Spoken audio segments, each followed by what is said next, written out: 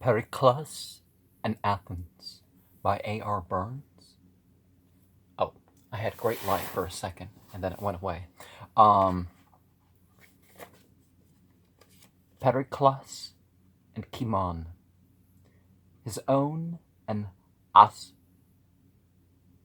Ascyllus's victory with the Persians made Pericles a public figure. His name had been brought out before the public on a public occasion, and the suggestion was already made to him that he should begin to speak in the assembly. His family's prestige would be no acquisition to the radicals, and his intellectual brilliance was fully appreciated. Remember, radical means someone who's bringing about some sort of change. Pericles very wisely put the suggestion aside as premature, for a young man of his age, however distinguished, to put himself forward in this way would have been unpopular with many, and would have given a handle to the conservatives. His reported excuse, that he had no desire to be ostracized, was probably a joke. Ostracismos was a danger to leaders rather than to young politicians, but Pericles felt that he had become quite conspicuous enough. Already old men who remembered Pisistratos, they must have been very old men, for Pisistratos had been dead for nearly 60 years, were saying that in face and voice, Pericles strangely resembled him.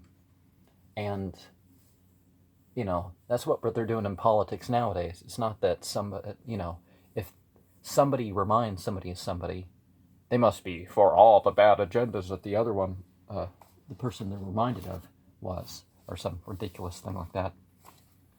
Politics must wait for the present. In the meantime, Pericles threw himself into the task of winning a good name by his conduct as a soldier. Yeah, you just can't talk your way into reputation, you have to act. There could not have been a more exhilarating time for such an enterprise, as the acknowledged leaders of the liberated cities organized in the Delian League. The Athenians set their fleets abroad year by year, reducing the Persian garrisons that still had held on grimly in Europe, cleaning up pirates' nests like the fierce islanders of Skyros, liberating towns on the long peninsulas of Asia Minor, where pro-Persian tyrants still held out with their mercenaries, working in every way to secure the Aegean against a Persian revanche, which was fully expected. The fighting was seldom desperate and uniformly successful. The name of Athens had never stood so high. The chosen general of Athens was Kimon, who had served under Xanthippus. I don't remember what it looks like in Greek. Years ago, when they were breaking up the Persian hold on Dardanelles, Kimon was on the crest of the wave at the time. After the condemnation of his father, he had been, for a time, so crushed with debt that he could not even raise a dowry for his half-sister, Elpinike. In many cultures, the family of the bride had to give the dowry.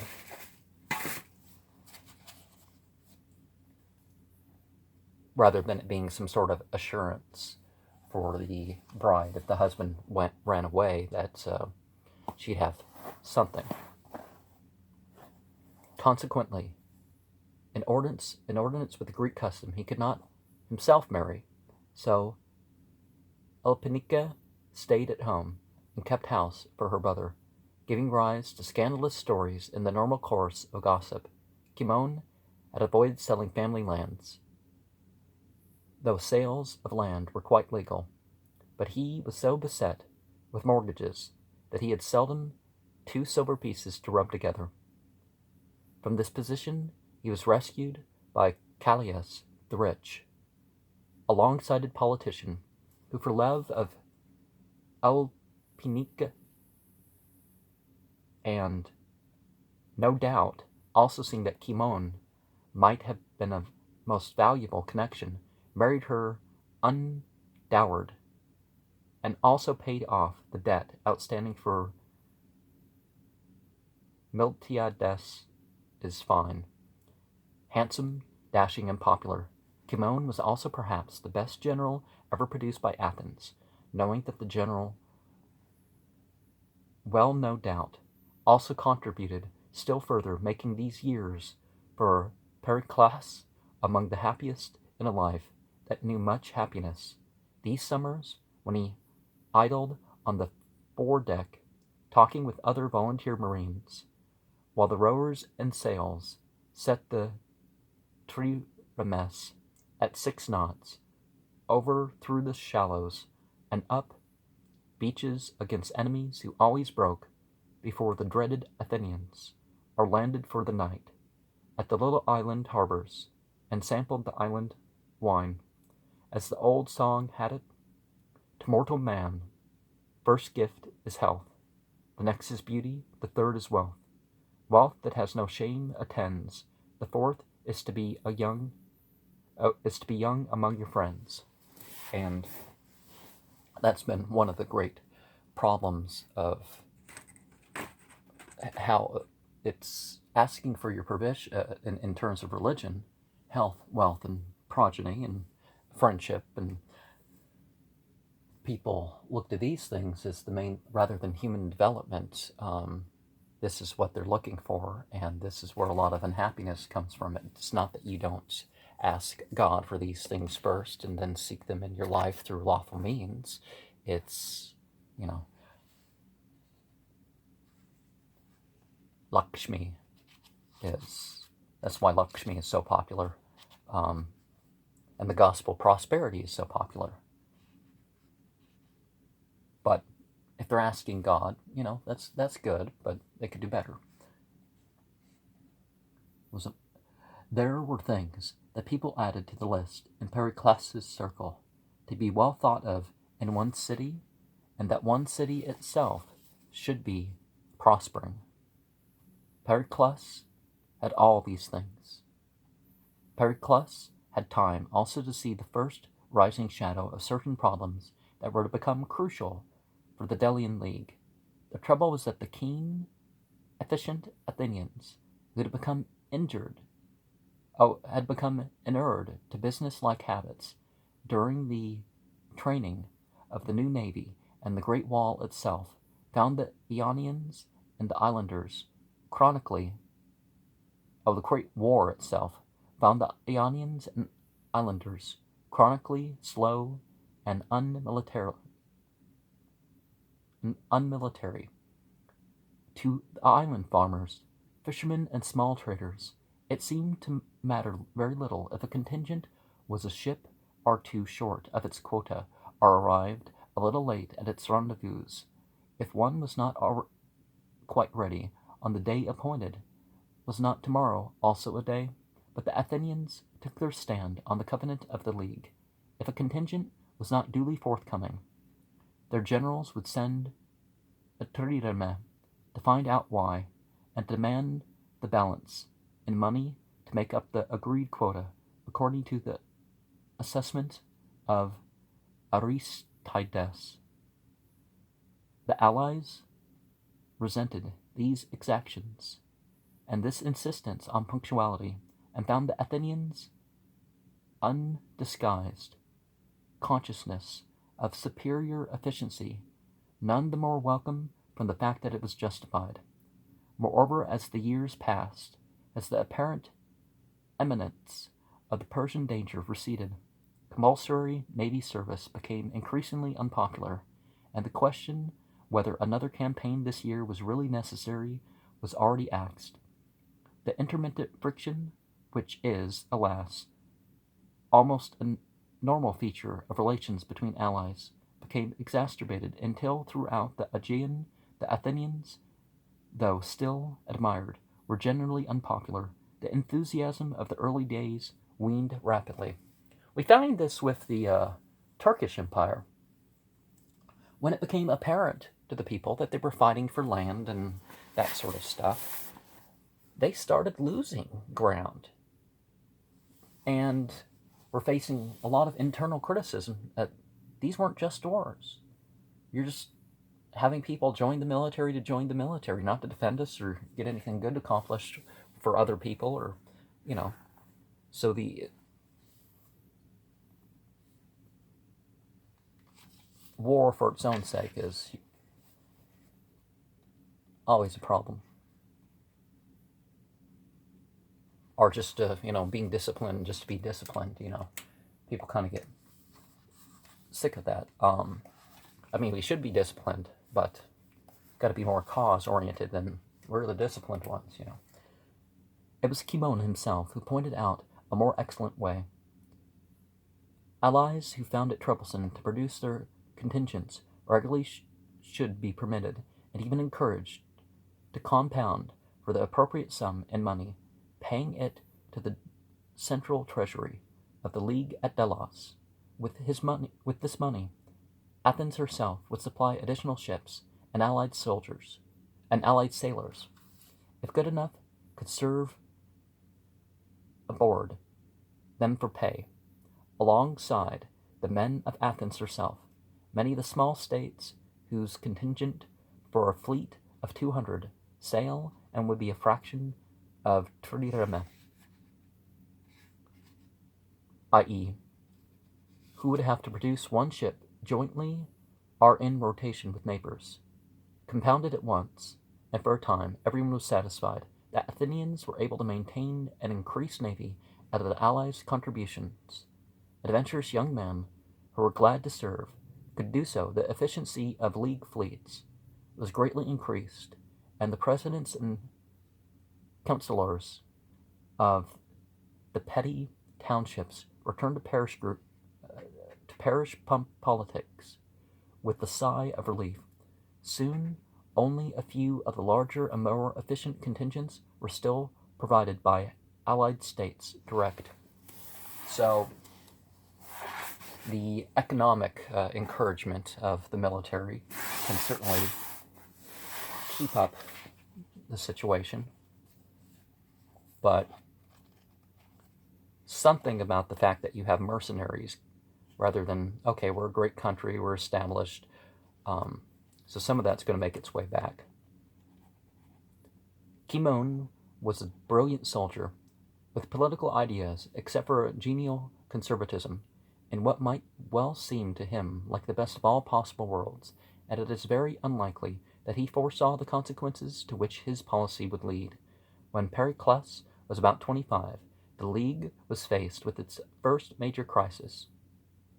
Naxos, the largest island of the Cyclades, which had once successfully stood a siege by the Persians and rolled on empire among the surrounding islets, declined to produce either ships or money. When the Athenians sent to demand them, the Naxians shut the gates in their faces and announced their withdrawal from the League.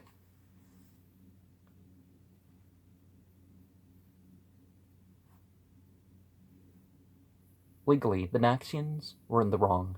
To decide on any given campaign may have lain with the League and with the League conference at Delos, or with the Athenians alone as leaders, but certainly it did not lie with individual states to decide whether to serve.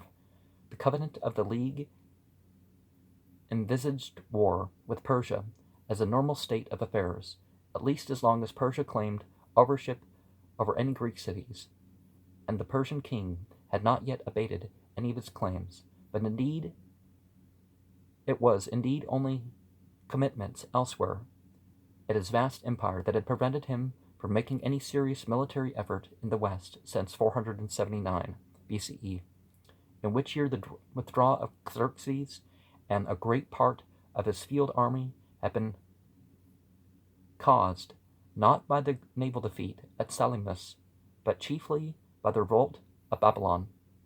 As for withdrawing from the League, the original members, of whom Naxos was one, had solemnized their treaty by sinking lumps of iron into the sea, and swearing solemn alliance till the iron should float. The Athenians did not hesitate. They blockaded Naxos and started into surrender. Naxos was disqualified from possessing warships and was sentenced to pay her annual quota in money. So they weren't very environmentally savvy back then, obviously. But, if a country wants to stand up and say, I don't want to be part of this alliance or treaty or whatnot anymore, that's, usually good for them.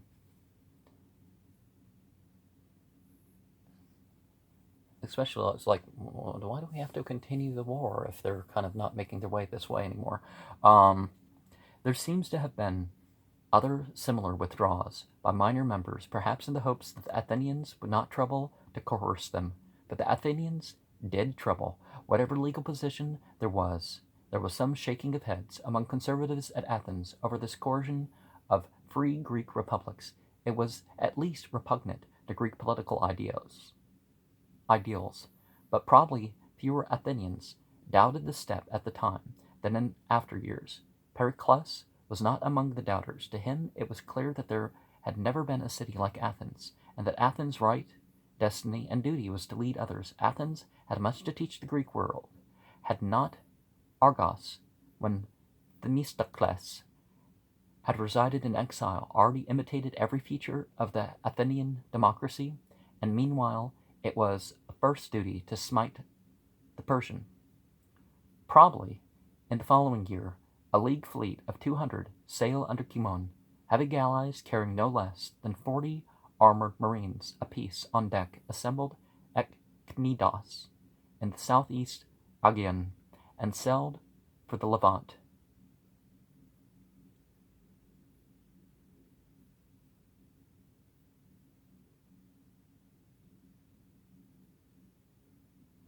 Phasaelis, a Greek commercial city on the south coast of Asia Minor, held by Persia, and stood a siege, but submitted before long, after mediation, by the men of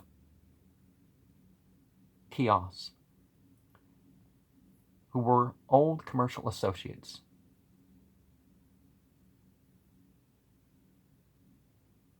Phasaelis paid 10 talents down, and a quota of 6 per annum thereafter.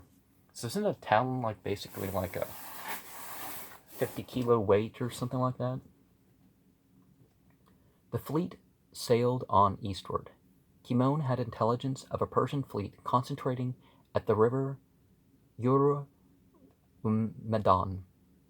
whether for defense or for renewed aggression, as some believed, is not clear. Probably it was mobilized only in answer to the Greek threat, for in spite of the delay at Phasaelis, Kimon's advance caught it before all squadrons were in. 80 ships from the Phoenician cities in Cyprus had not arrived, and without them the Persian commander Ariomendes was not anxious to fight, but he had tried to defend his forward base at Eurymedon. His ships lined up across the whole wide mouth of the river. But his Phoenician and Sicilian sailors had no heart for battle.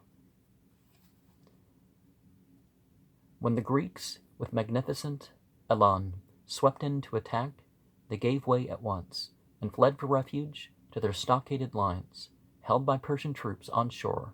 It was a vain hope, for the Athenians and Aeonians followed them up, grounded their triremes in the shallows, poured up the beach in a roaring, cheering wave, stormed across ditches and palisades, and captured the camp too.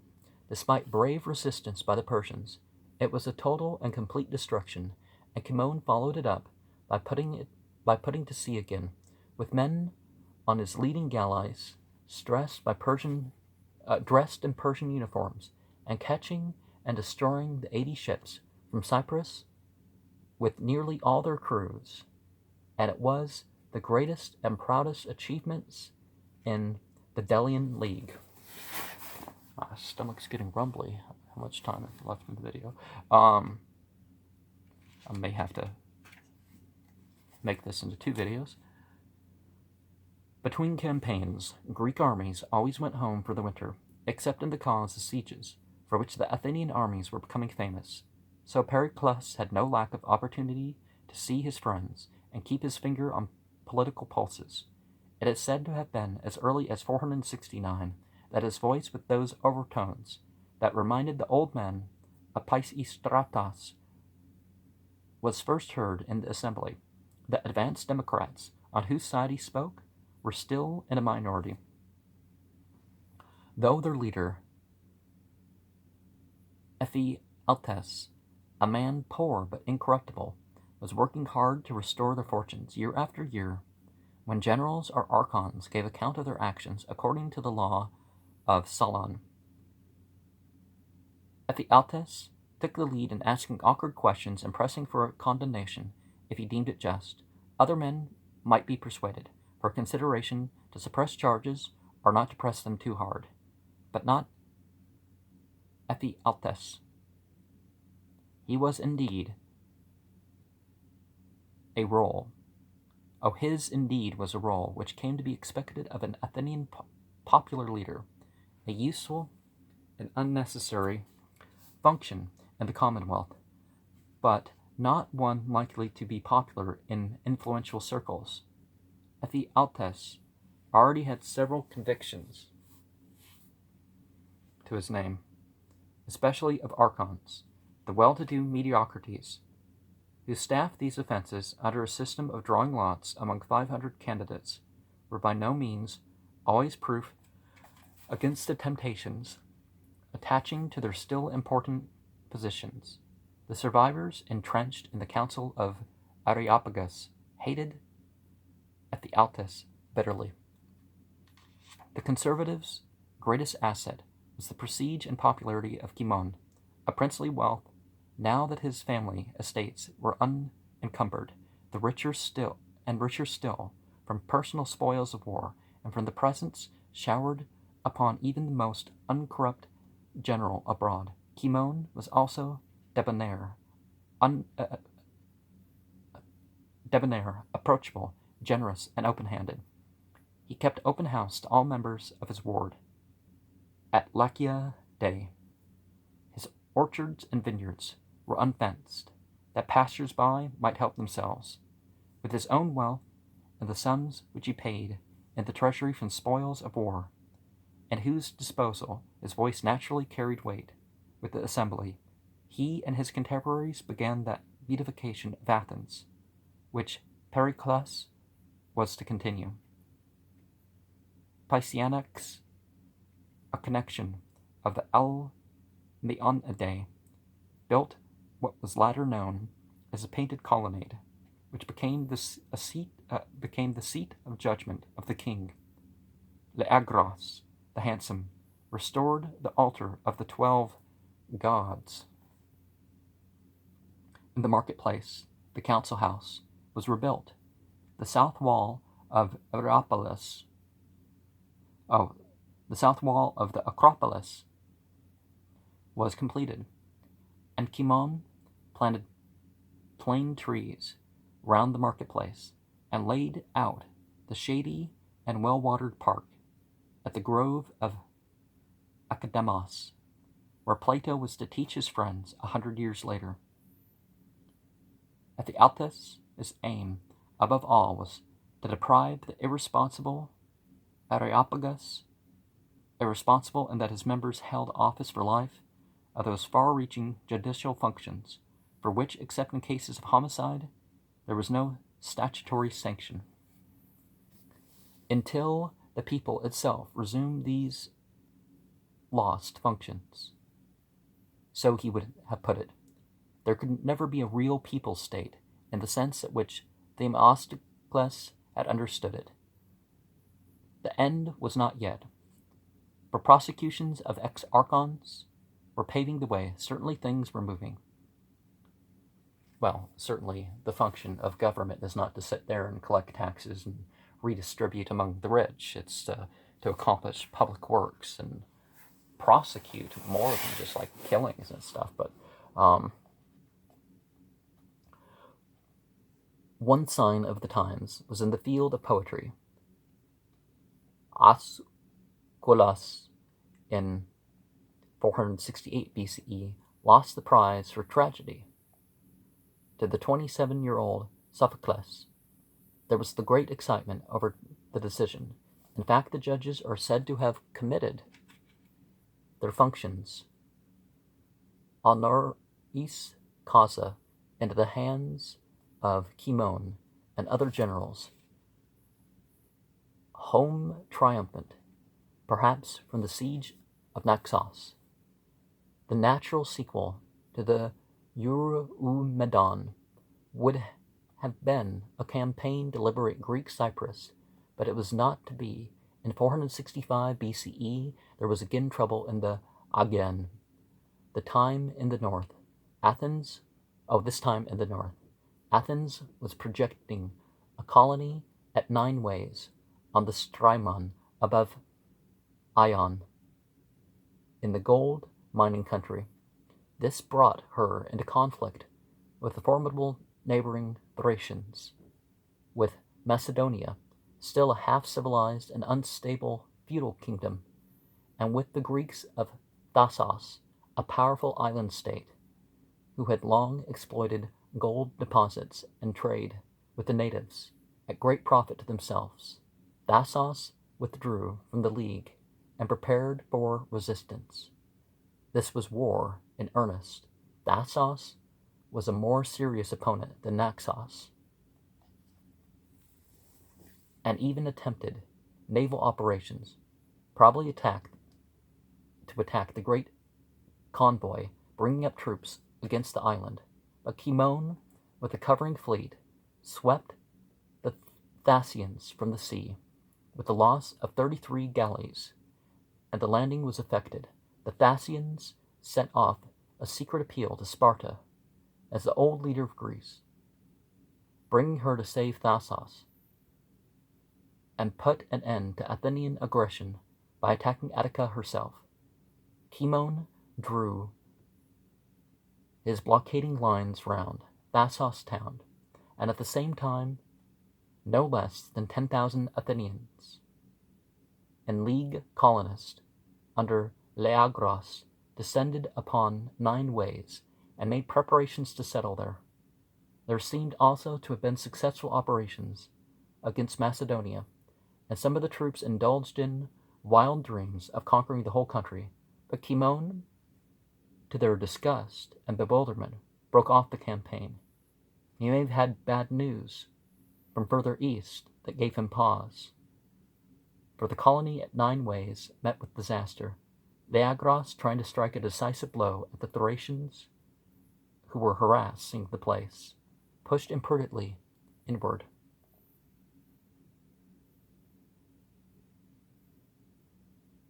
Inland. He was waylaid by a horde of barbarians, a coalition of the tribes, and he himself, with the greater part of his force, was cut to pieces.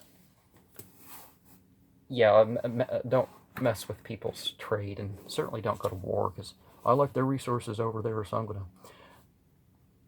But all this did not help Thasos. Sparta, already jealous of Athens, was willing to help and secretly promised to do so.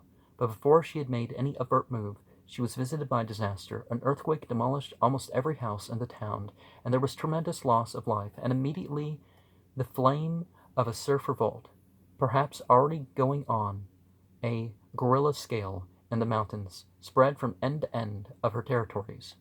Thasos held out through 2 winters against increasing hunger, but no help came, nor any weakening of the Athenian blockade. In 463, she surrendered. Her fleet was confiscated, her walls were breached, and she was sentenced to pay an indemnity and tribute in lieu of ships in future. About this time, a notable political portent Ephialtes and probably Pericles, the latter at almost the minimum legal age, were elected generals, for it was probably during the siege at Thasos, or soon after, that Pericles, with 50 ships, and in another year Ephialtes, with so few as 30, carried out sweeps in the Levant, reconnoitering and showing Persia and Athens still had ships to spare. Such liberties could be taken since the Eurymedon. Ephialtes also decided that the time had come for a full-scale political battle in the form of an attack on Kimon. Kimon came home from Thasos to find an assembly in a difficult temper.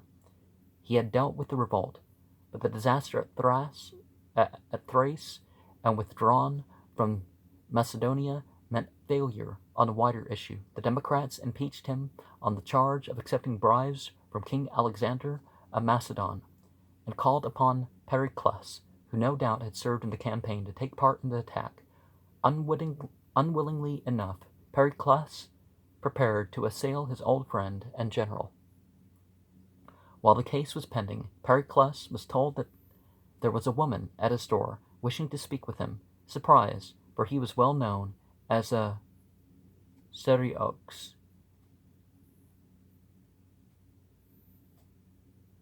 Seriou?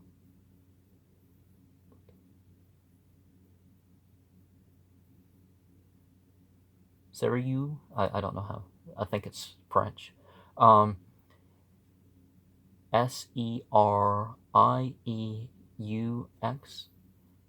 He bade his servants to admit her, unveiling her face, for she was doing a most unladylike thing by all Greek standards, in calling on a man. The woman stood, revealed as the now middle-aged Elpineke, come to plead with Pericles on behalf of her brother. Pericles said, "Aren't you rather old, Elpineke, for adventures like this?"